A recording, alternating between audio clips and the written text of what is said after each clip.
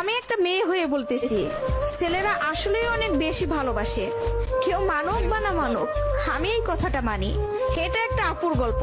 আপু আমাকে বলছিল, আমি যখন ইন্টার ফার্স্ট ইয়ারে পড়ি, একটা ছেলে আমার পিছনে সব সময় ঘুরঘুর করতো।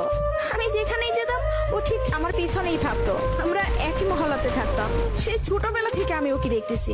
একটু জেদি, তবে কোনো মিথ্যা নেই ওর ভিতরে। ফলচাতুরি এসব কিছুই বুঝে না, আর অনেক চাপা স্বভাবের একজন মানুষ। কষ্ট হলেও মুখ থেকে কোনো কথা বের করে না। ওই যে একটা কথা আছে না, বুক ফাটে তো মুখ ফুটে না।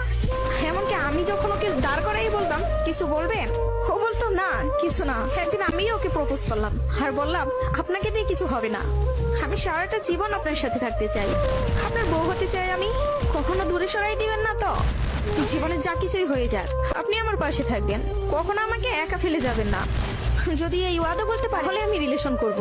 ও অনার্স ফার্স্ট ইয়ারে পড়ে। ও বলল, জীবনে যা কিছুই হয়ে যাক, আমি তোমাকে কখনো ছাড়বো না।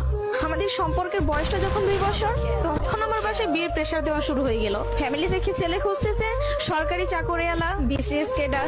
এসবের মধ্যে আমি ওর কথা বলতে ভয় পেতাম, কারণ ও এখনো পড়ালেখা করতেছে। চাকরি তো দূরের কথা, চাকরি পাইতে তো অনেক সময় লাগবে, কিন্তু আমার ফ্যামিলি তো আমাকে সময় দিবে না। আমি অনেক কষ্টে আম্মুকে রাজি করাই। আম্মু যেন আব্বুকে এই কথাটা বলে, আবার আম্মু আব্বুকে বলে। আব্বুর সাথে সাথে মুখের উপর বলে দেয়, সম্ভব না, বেকার ছেলের হাতে আমি আমার মেয়েকে দিব না। তখন আমিও ভাবছিলাম, কথাটা তো ভুল না, কথাটা তো সঠিক। কোনো বাবা মাই চাইবে না বেকার ছেলের কাছে মেয়েকে বিয়ে দিতে। আমি নিজেও তো কখনো চাইবো না, কিন্তু তারপরও মাথায় চলতেছে, আমি যদি ওকে হারাই ফেলি, আর কখন কি ফিরে পাবো ওকে? আমি তো আর ফিরে পাবো না। পরবর্তীতে আমি ওকে সব বলি, ওকে বলি কি করব বলো।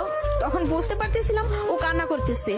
ও আমাকে বলে, আম্মু ডাকতেছে, জাস্ট একটা মিনিট, আমি আম্মুর কথাটা শুনে আসি, তুমি একটু লাইনে থাকো, এসে তোমার সাথে আমি কথা বলতেছি। আমি তোমার জীবনে আছি 2টা বছর, কতটুকু আমাকে চিনো জানো আমি জানি না, কিন্তু তোমার পরিবার তোমার সাথে 18টা বছর তোমার পাশে আছে।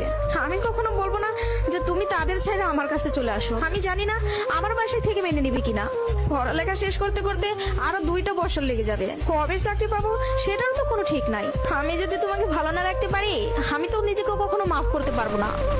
আমার কাছে তোমার হাসিটা অনেক দামি, তোমার যেটা ভালো মনে হবে তুমি সেটাই করো। তুমি যা বলবো আমি সেটাতেই রাজি। এসব কথা শোনার পরে, আর যাই হোক, একটা মেয়ে তার ভালোবাসার মানুষকে কখনো ছেড়ে যাইতে পারে না।